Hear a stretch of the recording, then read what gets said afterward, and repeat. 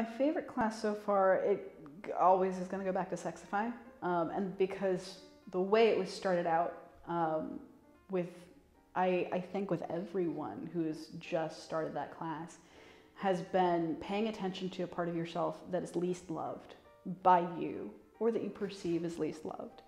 And you tend to see everyone who starts that class just kind of go like, how do I touch everything? But then there's things that you're particular about. Like for me, like, and I'll freely say this for the interview, like my under chin is something that I really don't like.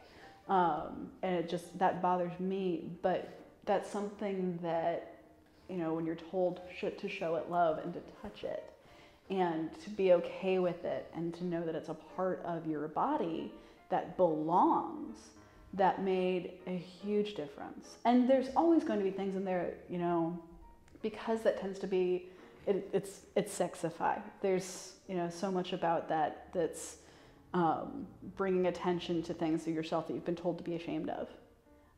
So like there's straight up like grabbing your stuff and just like really like working with it if you're comfortable. But it does take practice and it does take some while to really see yourself doing it, but you can. And I've seen other people that go in there just like, I don't really know if I'm doing this right. And then they do something that so many other dance teachers strive so hard for. And that's they get their performers to look up and out and have a face that goes with what they're performing. That happens consistently with Sexify.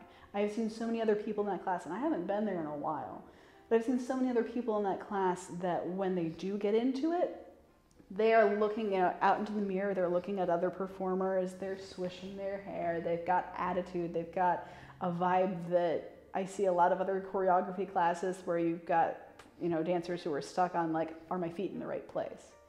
Like this is a full body awareness that transforms into an awareness of your surroundings and how you move in the space. It makes the biggest difference in the world, no matter whether you're doing something that's really rigidly choreographed or something that is improvised.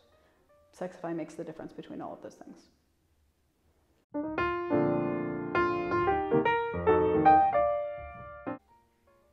I would say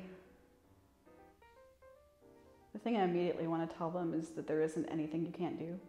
That tends to be an attitude that I have about a lot of things.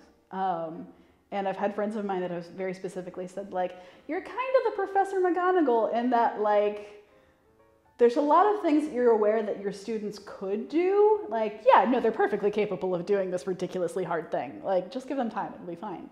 It's not necessarily an attitude that accepts a lot of the limitations that they come in with and just, you know, makes room for that. It's very much an answer that says, you know, I know that you're able to do things that you don't even know you're able to do yet. With burlesque especially, there's so much in there that you think it has to be this or that, and it doesn't. There's so much about burlesque that is just turning whatever idea you've got on its head just to try and do something. I've seen people that have, you know, told themselves that they absolutely couldn't do a group number, and they go in and they do a spectacular group number, or vice versa. People who go in and do group numbers that say, I could never do this on my own.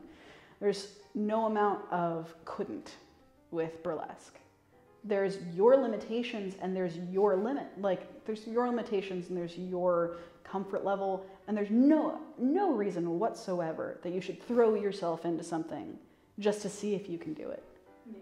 But burlesque has room for absolutely everyone and whatever they're going to bring, as long as it's safe.